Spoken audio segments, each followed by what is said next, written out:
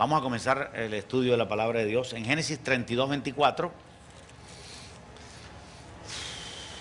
Dice, así se quedó Jacob solo y luchó con él un varón hasta que rayaba el alba.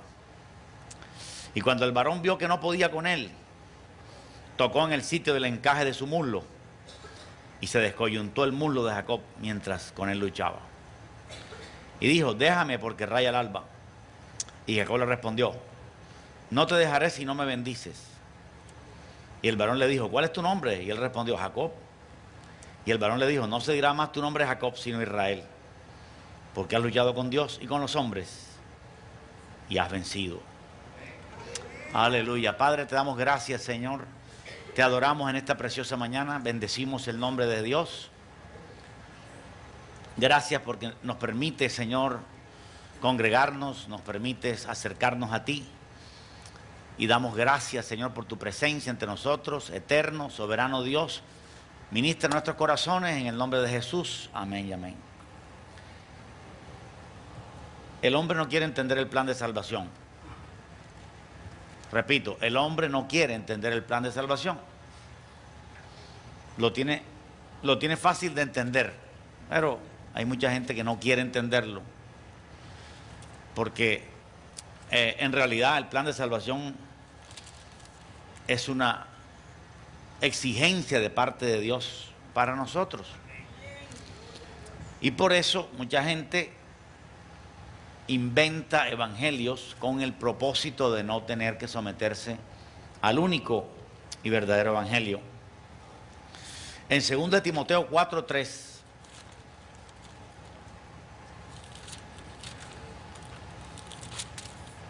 dice, porque vendrá tiempo cuando no sufrirán la sana doctrina. Es decir, no querrán la sana doctrina ni el sufrimiento que ella engendra. Pero dice, no sufrirán la sana doctrina. O sea, yo no quiero sufrir la sana doctrina. Mejor estoy bacano con otra doctrina. Amén. Pablo dice, sufridos en la tribulación, gozosos en la esperanza. Orad sin cesar. O sea, ahí dice Pablo, dice, sino que teniendo comezón de oír, se amontonarán maestros conforme a sus concupiscencias y apartarán de la verdad el oído y se volverán a la fábula. Claro, eso es lo que está pasando hoy. Mucha gente desesperada por buscar otra solución a su problema, oyen cualquier cosa que se les presente, cualquier cosa parecida, cualquier cosa que se pueda aceptar como verdad, con tal de no comprometerse con lo que realmente es el verdadero evangelio. Aleluya. Ciertamente hay personas que no conocen el evangelio, pero también es muy cierto que muchas personas conocen muy bien el evangelio, pero no quieren entenderlo. Alabado sea el nombre de Jesús. También en 1 Timoteo 4:1, Pablo nos advierte, diciendo que el Espíritu dice claramente que en los posteros tiempos y ahora, algunos apostatarán de la fe, escuchando a espíritus engañadores y a doctrinas de demonios. Así que esas doctrinas son de demonios. Son falsas doctrinas que tratan de involucrarse en la mente de muchas personas cuando lo que va a traer es su destrucción. Aquí vemos en este pasaje que acabamos de leer lo que es una sana doctrina. Jacob fue un grande hombre de Dios, porque él llegó a ser finalmente el fundador de la nación de Israel. Aleluya. Jacob significa suplantador, era un engañador, era un ladrón. Jacob. Sin embargo, desde el vientre de su madre, Rebeca, Isaac y Rebeca eran sus padres, él fue escogido por Dios. Mellizo con Esaú, los dos, en la misma barriga de su mamá. Dios desde ese momento ya escogió a Jacob. Y lo escogió no porque era bueno. Lo escogió porque sabía que iba a llegar a ser un gran hombre. Aleluya. Dios lo escogió mirando el futuro, sabiendo que él iba a ser un gran hombre de Dios, porque Dios tiene el video de cada una de nuestras vidas. Si Dios quisiera averiguar el video o el futuro de cada una de nuestras vidas, Él simplemente mete el video y lo ve. Él tiene todo el poder para mirar el futuro. Él sabe qué cosas van a suceder. No necesariamente cosas que Él quiere que sucedan, ¿aló? Sino son cosas que Él sabe que van a suceder. Es muy diferente. Es muy diferente que Dios quiere que Judas se pierda a que Dios sabía que Judas iba a perder. ¿Amén o no amén? Entonces ahí encontramos la predestinación de Dios para Jacob. Léelo conmigo en el libro de Romanos, en el Nuevo Testamento.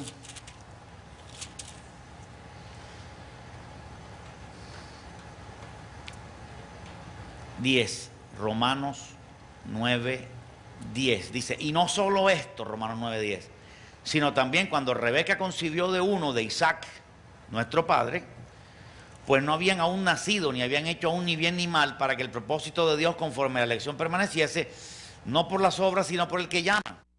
Se le dijo, el mayor servirá al menor, como está escrito, a Jacob amé, mas a Esaú aborrecí.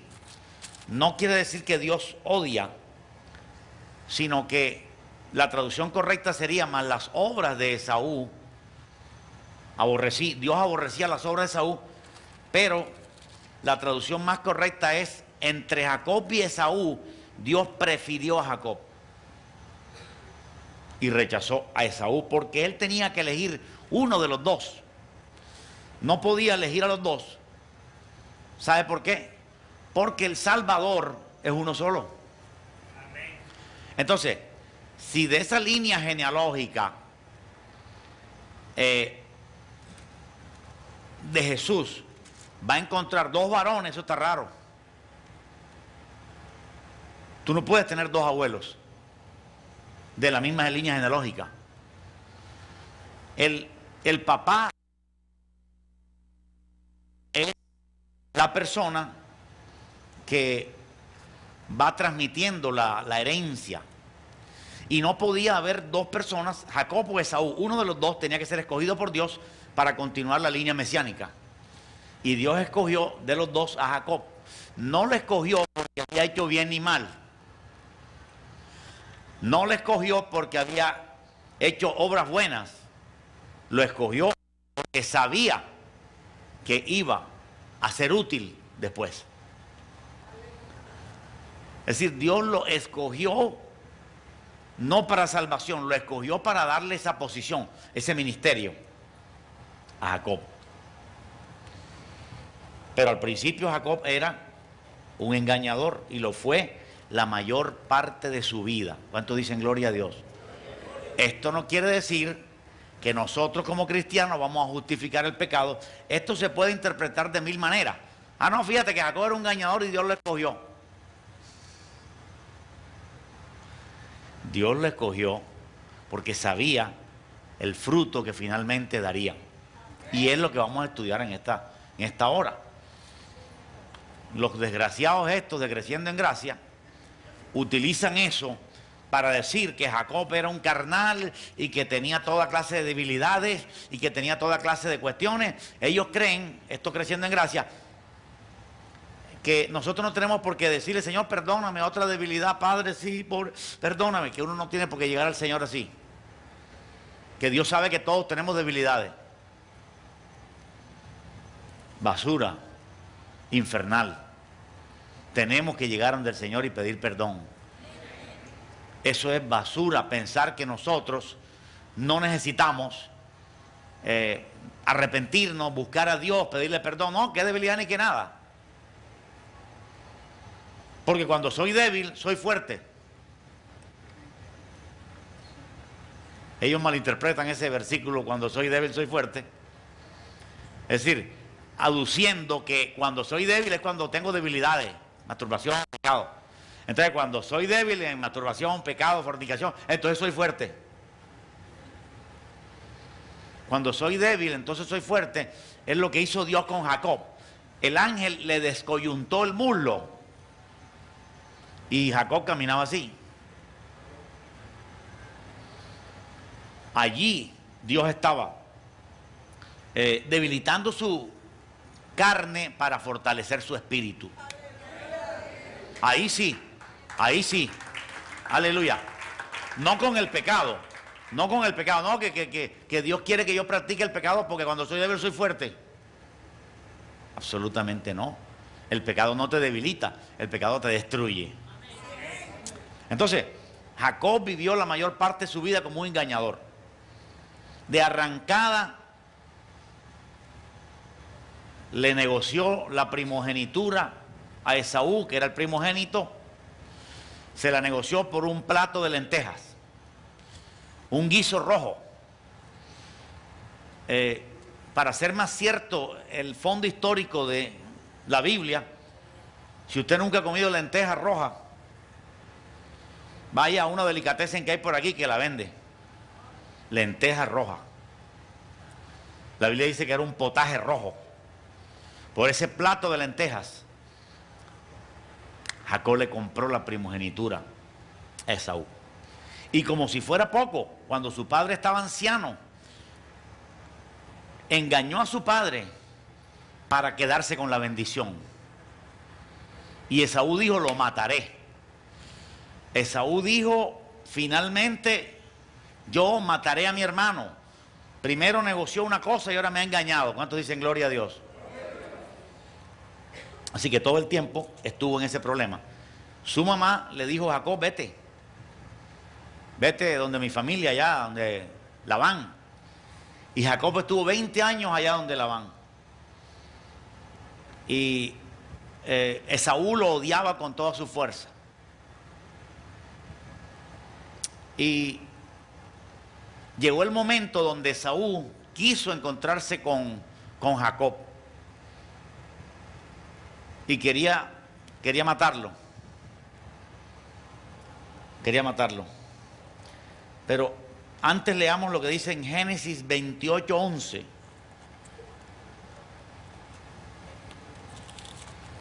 Génesis 28:11. Vamos a ver algo interesante. El pasaje que leímos al comenzar el servicio fue el pasaje de cuando Jacob luchó con el ángel, ¿verdad? Dice que luchó con el ángel, agarró al ángel y no lo soltó hasta que rayó el alba. O sea, estuvo toda la noche agarrado al ángel y no lo soltaba. Cronológicamente, vamos a ubicarnos. Ese hecho, usted lo puede estudiar en su casa esta tarde, corresponde casi al final de la vida de Jacob, después de que había robado la primogenitura, engañado a este hombre, trabajado con Labán, haberle robado a Labán. Después de toda una vida de pecado y engaño, es que Jacob tiene un encuentro con Dios. Y esto que vamos a leer ahora, esta revelación que tuvo Jacob, es un hecho anterior. Es decir, esto que vamos a leer ahora ocurrió antes de lo del ángel con Jacob. Amén. Aquí la cronología tiene mucho de importancia. ¿Verdad que sí? En Génesis 28 dice así. Dice así, 11. Dice, y llegó a un cierto lugar, Jacob, y durmió allí, porque ya el sol se había puesto, anochecido. Y tomó de las piedras de aquel paraje y puso a su cabecera y se acostó en aquel lugar. Y soñó.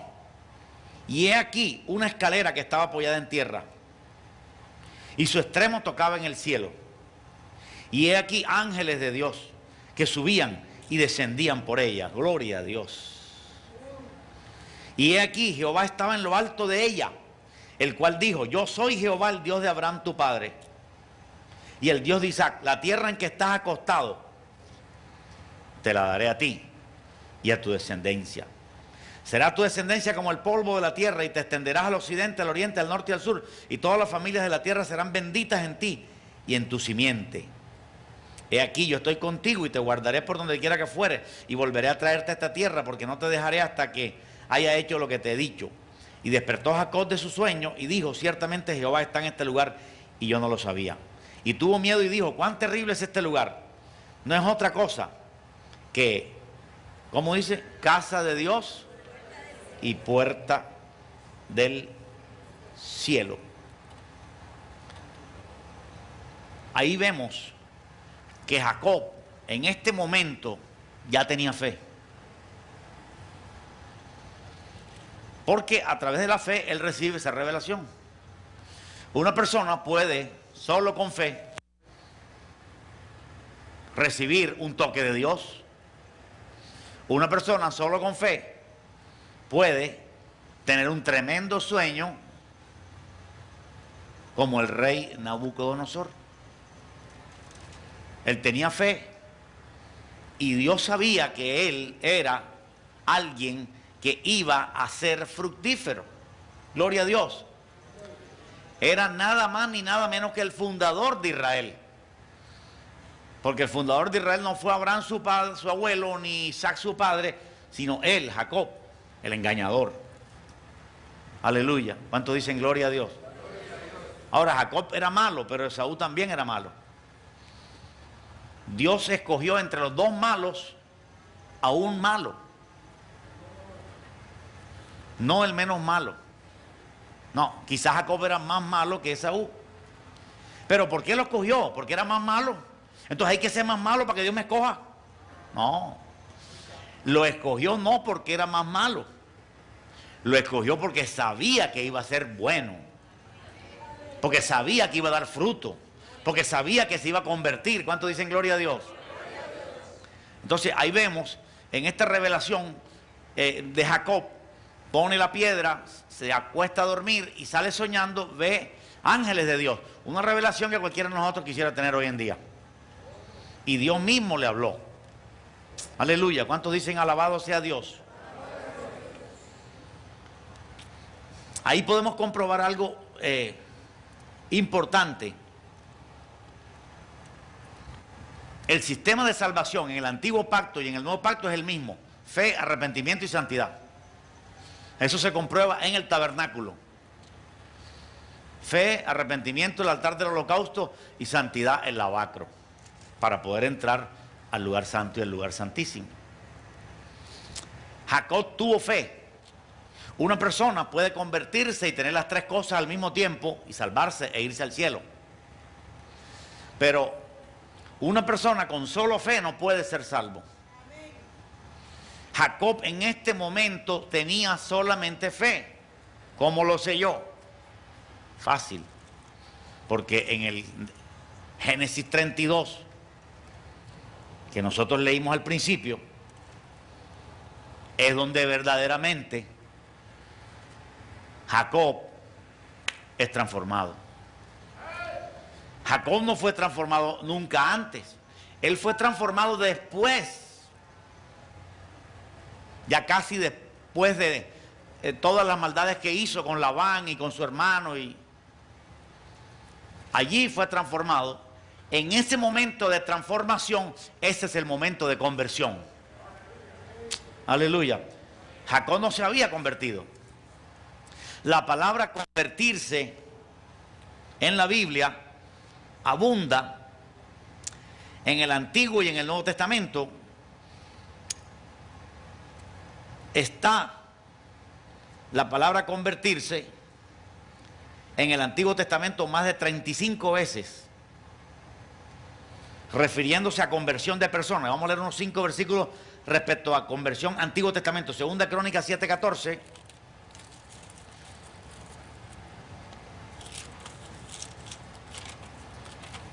Con esto nos vamos a dar cuenta que la palabra conversión es antigua.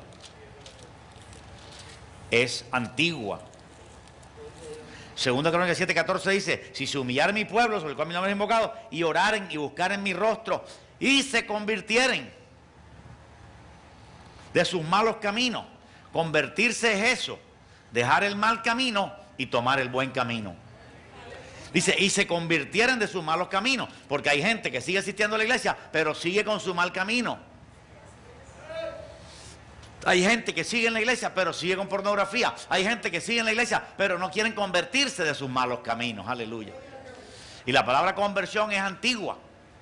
Sería un Dios injusto que en el Antiguo Testamento no supieran nada de fe ni de conversión. Pues no se hubieran podido salvar. 35 veces la palabra conversión está en el Antiguo Testamento. Lo vamos a leer 5 veces. Salmo 19:7.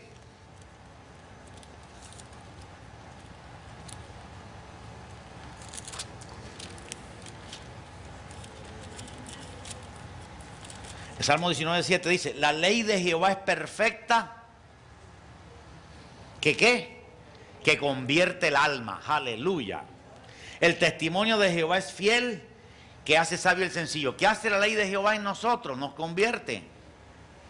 Nosotros nos convertimos y Dios nos convierte. Es un trabajo en pareja. Jeremías 3:14. Jeremías 3:14. Anote toda esta cita, léala y saca una conclusión. En Jeremías 3:14 dice así: convertíos, hijos rebeldes, dice Jehová, porque yo soy vuestro esposo y os tomaré uno de cada ciudad y dos de cada familia y os introduciré en Sión. Como dice, convertíos, hijos rebeldes. Aquellas personas que van a la iglesia y siguen con su pecado y siguen con su engaño y siguen con su droga, son rebeldes. Y Dios le dice aquí: convertíos, hijos rebeldes. No me importa que creas en mí solamente, conviértete a mí. Conviértete de ese mal camino. Otra cita bíblica que habla de conversión. Ezequiel 18:32. A la derecha de Jeremías, Ezequiel 18:32. Dice así la palabra de Dios. Dice: porque no quiero la muerte del que muere, dice Jehová el Señor. Convertíos pues y viviréis. Mira qué interesante. ¿La conversión tiene que ver con vida? Claro que sí. ¿La conversión tiene que ver con nuevo nacimiento? Claro que sí. Sin conversión no hay salvación. Dice: convertíos y viviréis. No te conviertes y morirás. Aleluya. Por eso la conversión es, en el lenguaje neotestamentario, santificación. Aún la palabra santificación también está en el Antiguo Testamento. Son conceptos que Dios quiso introducir desde antes para que la gente pudiera ser salva. Convertíos a mí y viviréis. Nehemías 9:35.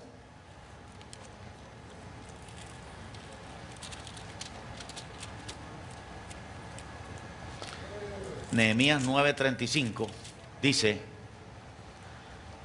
y ellos en su reino y en tu mucho bien que les diste y en la tierra espaciosa y fértil que entregaste delante de ellos, no te sirvieron ni se convirtieron de sus malas obras. Aunque usted insista, hay gente que no quiere convertirse. Hay gente que anda buscando a Dios por los panes y por los peces, pero no se quieren convertir de sus malos caminos. Y convertirse de los malos caminos es lo que realmente vale. Aleluya. Hay gente que anda buscando un evangélico que lo ore y le saque el demonio, un evangélico que lo ore y lo sane, pero no andan buscando apartarse de sus malos caminos. Convertíos de vuestros malos caminos. Aleluya. El cristiano debe tener en el olvido el adulterio, la fornicación, la inmundicia, la lascivia, la orgía, el alcohol. Aleluya. Es aceptable que nosotros cometamos pecados, pero se trata de pecados menores. Una rabia, un disgusto, un orgullo, algo menor. Pero Pablo dijo, ni fornicación, inmundicia y lascivia, ni aún se nombre entre vosotros. Aleluya. Gloria a Jesús. O sea, ahí vemos que la palabra conversión está en el Antiguo Testamento. Convertirse es estar caminando hacia allá y dar la vuelta y comenzar a caminar hacia otra dirección. Dejar el mal camino, apartarse del mal camino. Una cosa es arrepentirse y otra es convertirse. Por eso Pedro, cuando estaba lleno del Espíritu Santo, allá en Pentecostés, dijo, arrepentíos y convertíos. Que la tenía bien clara. Arrepentíos y convertíos. Para que vengan de la presencia del Señor tiempo de refrigerio. Porque a veces la persona llora por su pecado, pero no se convierte al Señor. No se convierte de su mal camino. Aleluya. Y esto es lo que ha pasado con muchas personas, que Dios los usa en su misericordia, porque caen, piden perdón, vuelven y predican, vuelven y caen, piden perdón, Dios los usa. O sea, tienen facilidad para el arrepentimiento, pero no quieren vivir en santidad. Gloria a Jesús. Gloria a Jesús. Jeremías 15, 19.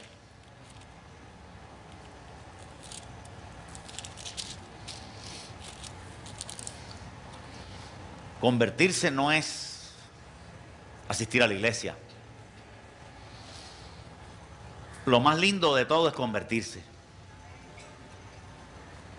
Convertirse a Dios. El que tiene fe, se arrepiente y se convierte, nace de nuevo. ¿Cuántos dicen gloria a Dios?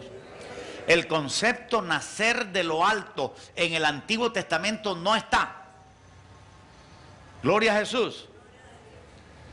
Pero sí está el creer, el arrepentirse y el vivir en santidad. Aleluya. Evidentemente, ¿cuál es la diferencia? La diferencia es que en el nuevo pacto se produce un milagro mayor dentro del corazón del hombre. Esa es la diferencia. Que es el milagro del nuevo nacimiento. Pero en el Antiguo Testamento se producía una verdadera fe, un verdadero arrepentimiento y una verdadera conversión y verdadera salvación. Las personas en el Antiguo Testamento, para poder ir al cielo, tenían que mantenerse cumpliendo la ley. Y si fallaban en cumplir la ley, ofrecían un cordero en el altar para restituir ese agravio. Gloria a Dios.